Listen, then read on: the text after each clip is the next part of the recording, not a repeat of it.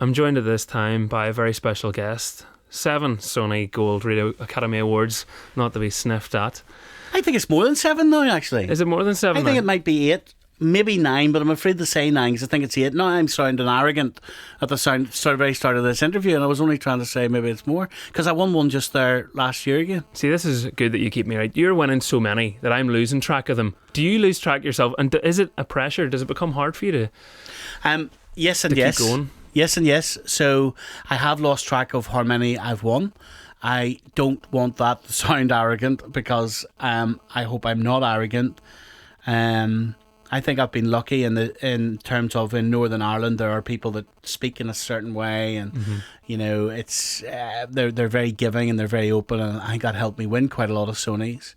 Do I feel the pressure? Yeah, I do, because in this game, in this business, you've got to keep on trying to make your last year as good as the year before, and you know there was 2 years there I went without winning any Sonys, and How do you feel when that happens? I don't like it. I like to be a winner. I like to be at the top, as close to the top as I can get myself, and I don't like it. You know, I don't like it. I get very, very angry with myself when I don't get nominated, when I don't achieve, and that's pressure. Yeah.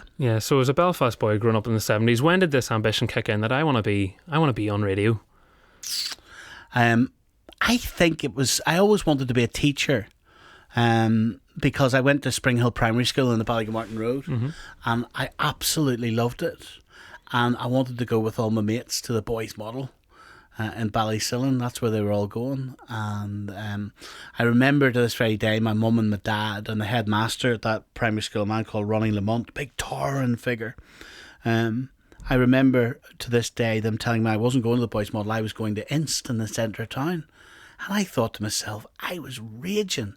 What did your friends think at that time? Well, all of my friends at that time hadn't really heard of Inst. You know, people up at Ballygo hadn't heard of Inst. I hadn't heard of it. And I then found out that they wore black socks. So there was no way I was going to Inst because we wore white socks. And I found out they played rugby. And there was no way I was going to Inst because we played football. And it was just alien to me. And I fought and fought and fought against it. And my mum and dad overruled me, made me go. And it was probably one of the best things ever happened to me in my life. And from there as well went on to Queen's University. I did. Am I right in saying you studied French? I studied business. I studied information management and French. The information management, lots of business modules, and French. I didn't... Could I test you on your French? I'm not very good at it either. But No, I was about to say I'm terrible in my French. I didn't really buy into university. Okay. Why is that? I would actually say that Inst, when I walked into Inst, so that was the grammar school, I failed my 11 plus, but I got a middle grade. But when I got into Inst, that school, I would say, became part of my soul. That sounds cheesy, but I mean it. I immediately detected opportunity. That school gave me a sense of confidence about myself. I was mixing with all of these kids from a background that I'd never experienced before. All these wealthy kids, basically. And I just remember lapping it up, feeling part of it, feeling like I was part of a very, very special school, and loving every minute of it. So nothing was going to better it. So I remember saying to a teacher, and this same teacher still at the school tells pupils this now. I remember when I was 18, it was my last day at that school. I remember saying to him, you know, probably the best time of my life is over now. And I meant it because I was walking out of that school. So university was never going to match and I didn't invest in it. To be fair to Queen's, it was me not investing in it.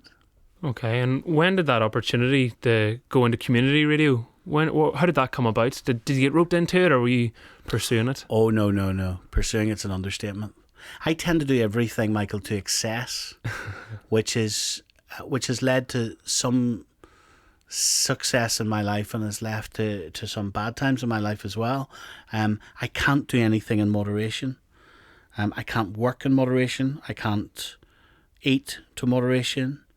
I don't even think I can talk a little. I talk a lot. And so I decided I wanted to be a radio presenter. Probably when I was in university. I'd been listening to lots of different stations and lots of different presenters, and I just wanted to be a presenter. Remember listening to Jerry Anderson back in those days and thinking he was a genius, which he is still to this day. And I then contacted the local community radio station called BCR, which then became City Beat, which is City Beat now. And it was in Russell Court, just off the Lisburn Road. And I asked the boss, would he let me in? He used to come down from Queens, it was a short walk, and he used to go down, would he let me in? Could I answer the phones? No. Wrote to him, no.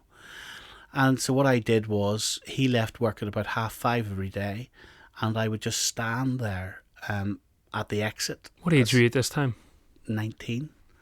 And I'd stand there 4 days a week as he was driving out. Like some type of mad stalker, actually. Yeah. And, that man's name was Mike Gaston, and he was a decent guy. And I think at the end of it, he thought to himself, right, is this guy crazy or determined? And he came up and spoke to me, and I just told him, like, until you let me into this building, I'm going to keep on torturing you. And how long did it take you to find the style that we know today? When you turn on your radio, you put on Radio Ulster, you put on 5 Live, you hear Stephen Nolan. Were you always that way? This is my show and this is how I'm going to do it? Or did you have a different format when you started off?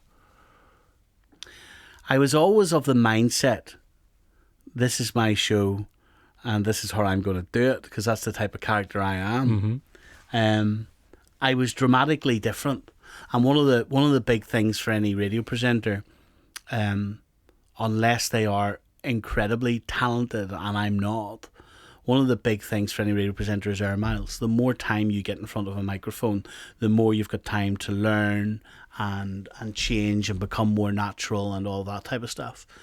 And so, what BCR did for me and what community radio does for anyone is it gives you a freedom that you won't have when you're in a big organisation. And so it therefore gives you the freedom to experiment, it gives you the freedom to make more mistakes, and it gives you those air miles. I would actually say that community radio is absolutely vital to the radio industry, and without it, radio will be immensely worse off. And I really passionately mean that. I wouldn't be here today if it wasn't for community radio. Which is probably lots of people wondering if we close every community radio station down. They're blaming BCR. Yes. You, I've noticed, have a different attitude to radio than a lot of presenters, because I think you welcome competition. Now, maybe that's part of your personality, but you're prepared to speak to presenters of different shows from different stations. Big time. You open that up, and I'm sure that opens you up to criticism. People going, you can't do that, Stephen. You can't promote those other shows. Someone suggested about a week ago on Twitter, I don't know if you saw it or not, but someone suggested that I should be sacked because I said, and that I was disloyal to the BBC because I said I was listening to U105 and it was lovely music. What an inane, stupid comment from someone. That I should be sacked for that. The reality is that the BBC is only part of the fabric of radio in Northern Ireland. It's my job to try to make BBC number one. It's my job to try to beat the competition. But that doesn't mean I disrespect the competition. Mm-hmm. And commercial radio has a really important place to play. Commercial radio, I worked in commercial radio then after community radio for 10 years.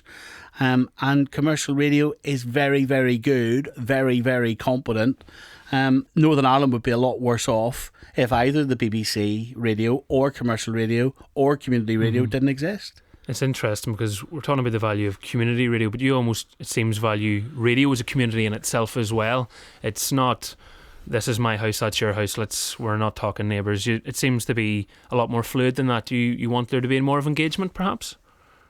Would you say? Yes, I do want there to be more engagement. Look, don't let me fool anybody. If my programme wasn't the most listened to programme in Northern Ireland, I would be devastated. Mm-hmm. If any other programme in the BBC were to beat me, I would rather it would be a BBC programme beating me than a commercial radio programme beating me. But I just think, I don't think that radio in Northern Ireland as a whole is doing enough for the next generation. Where's it missing out? What's wrong? Opportunity, freedom, the air miles I talked to you about, the slots available to young talent. And I think it's the responsibility of broadcasters like myself that have a little bit of influence now, and senior managers that have influence across all of the radio stations, to ensure that that opportunity is there. Because otherwise, where are the opportunities for the next generation of presenters to get all of that experience and practice? Where is it? And what we don't want is, we don't want a limited amount of presenters in a limited number of slots all sounding the same. Yes, and that is a criticism which has been levied. It's, I suppose, a generation of presenters coming through with a very generic sound. Yeah. And what do you attribute that to? Is it a cultural thing? Well, it's a no-brainer for me. What I attribute it to is, if you're trying to get a slot in a mainstream radio station and there is a station sound, the only way you're going to get a slot is if you go in there and you conform and you sound like they want you to. So is that a management issue? Yeah, it's a management issue, but it's an industry issue too. You know, where are the opportunities, the freedom, the support, the creativity within the management team, within the senior broadcasters who understand what it's like to have that lust in you to be a presenter? Like, I know what it was like. It was nearly like needing to go to the toilet. I was bursting, you know. Yeah. I wanted to do this, and the more people said no to me, the more I fought it. But at least all those years back when I was fighting it, at least the slots were there, and I was trying to nail one of them. And it was a 5-hour overnight slot on Belfast Community Radio. It was from 1 a.m. to 6 a.m. in the morning.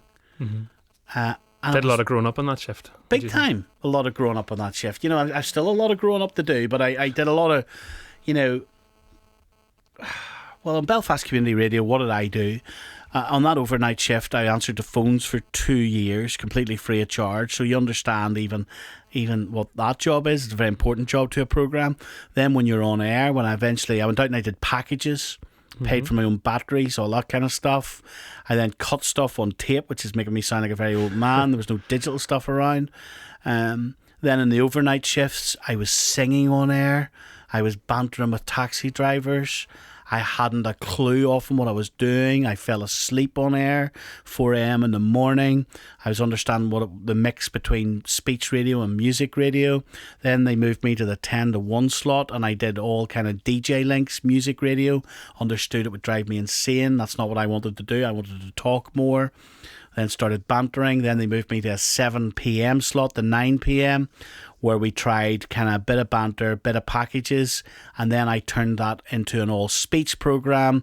Then I got involved in politics. Then I started hammering the politicians and was not that au fait with the law. Then I started learning about the law, and then I started finding my feet. And I look at all of those years, all of those hours and hours, and compare that to, you know, a 19-year-old, which I was, 20-year-old, 21-year-old now. Yeah. Where are they getting all those hours from? Community radio and nowhere else.